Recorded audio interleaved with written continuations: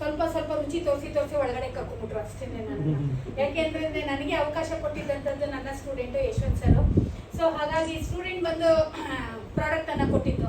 Product ಕೊಟ್ಟಿದ್ದಾಗ student ನಾನೇನು ಹೇಳಬೇಕು, ಏನೇ ಇನ್ಕಮ್ ಬಂದ್ರು ಅದು ನೀನೇ ತಗೊಳಪ್ಪ, ಬರೀ ಪ್ರಾಡಕ್ಟ್ ಮಾತ್ರ ತಂದು ಕೊಡು ಅಂತ ಅಷ್ಟೇ.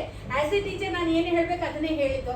ಆಮೇಲೆ ಇಲ್ಲ ಮೇಡಮ್ ನಿಮ್ಗೆ ಒಂದು ಐಡಿ ಮಾಡ್ತೀನಿ ಬನ್ನಿ, ಅದೇನು ಇನ್ಕಮ್ ಬಂದ್ರು ನಿಮ್ಮ ಅಕೌಂಟಿಗೆ ಬರುತ್ತೆ ಅಂತ ಹೇಳಿದ್ರು.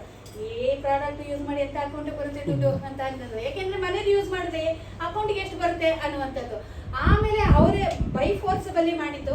ಆಮೇಲೆ ಮೀಟಿಂಗ್ ಎಲ್ಲ ಕರೆದಿದ್ದು. ಅಂದ್ರೆ ಈ ತರ ಎಲ್ಲ ನನಗೆ ಇಷ್ಟ ಇಲ್ಲ, ಯಾಕೆಂದ್ರೆ ನಾನು ಟ್ಯುಟೋರಿಯಲ್ಸ್ ಹೋಗ್ತಾ ಇದ್ನಲ್ಲ. ಸೊ ಹಾಗಾಗಿ 1 ವರ್ಷ ನಾನು ಆಟ ಆಡ್ಸಿರೋದು. ಸೊ 1 ವರ್ಷ ಆಟ ಆಡಿಸಿ ಆದ್ಮೇಲೆ ನಾನು ಎಂಟ್ರಿ ಆಗಿದ್ದು. ಯಾಕೆಂದ್ರೆ ನನ್ನ ಕಾನ್ಸೆಪ್ಟ್ ಏನಂದ್ರೆ ಮಕ್ಳು ಕೇಳೋದು ಚೆನ್ನಾಗಿ ಓದು ಒಳ್ಳೆ ಕೆಲಸ ಸಿಗುತ್ತೆ. ಹೌದಲ್ಲ, ನನ್ನ ಕಾನ್ಸೆಪ್ಟ್ ಏನು, ನಾನು ಆಸ್ ಎ ಸೈನ್ಸ್ ಟೀಚರು ಚೆನ್ನಾಗಿ ಓದಬೇಕು, ಅವ್ನು ಚೆನ್ನಾಗಿ ಪರ್ಸೆಂಟೇಜ್ ತಗೊಳ್ಬೇಕು. ಯಾಕಂದ್ರೆ ನಮ್ಮ ಕಾರ್ಪೊರೇಷನ್ ಅಲ್ಲಿ 85% ಮೇಲ್ಗಡೆ ಬಂತು ಅಂದ್ರೆ 25,000 ರೂಪಾಯಿ ಸಿಗುತ್ತೆ. ಸೊ ಹಾಗಾಗಿ 25,000 ರೂಪಾಯಿ ಎಲ್ಲರಿಗೂ ಸಿಗ್ಲಿ ಅನ್ನೋದು. ಯಾಕಂದ್ರೆ ಕೋಟಿ ದುಡ್ಡು ಅದಕ್ಕೋಸ್ಕರ ಫಂಡ್ ಅನ್ನ ಇಟ್ಟಿರ್ತಾರೆ. ಮಕ್ಳುಗಳು ತಗೊಳ್ಳೋದು 1 ಪೈಸೆ ನಮಗ್ ಸಿಗಲ್ಲ, ಆದ್ರೆ ಮಕ್ಳುಗಳಿಗೆ ಸಿಗತ್ತೆ.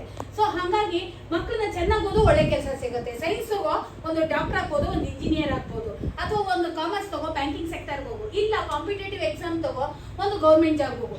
ಇವಾಗ ನನ್ನ ಮೋದಿ ಕೇಳು ಈ ಕಾನ್ಸೆಪ್ಟೇ ಚೇಂಜ್ ಮಾಡ್ಬಿಟ್ಟಿದ್ದಾರೆ. ಯಾಕೆ ಗೊತ್ತಾ, ನೀವೆಲ್ಲೇ ಹೋಗು ಡೆಡಿಕೇಟೆಡ್ ಆಗಿ ವರ್ಕ್ ಮಾಡೋ ಇಷ್ಟು. ಇವಾಗ ನನ್ನ ಲೋಕ ಚೇಂಜ್ ಆಗಿದೆ. ಡೆಡಿಕೇಟೆಡ್ ಆಗಿ ವರ್ಕ್ ಮಾಡುವಂತ ಇದ್ದೀನಿ. ಯಾಕೆ ಅಂತಂದ್ರೆ ಮೋದಿ ಕೇರು ಬಂದು ಓದಿರೋರು ಸಂಪಾದನೆ ಮಾಡ್ತಾ ಇದ್ದಾರೆ ಲಕ್ಷಗಟ್ಟಲೆ. ಹೌದಲ್ವಾ, ಓದಿರೋರು ಸಂಪಾದನೆ ಮಾಡ್ತಾ ಇದ್ದಾರೆ. ಹಾಗಾದ್ರೆ ನಂದನ್ನೇ ಕಾನ್ಸೆಪ್ಟೇ ಚೇಂಜ್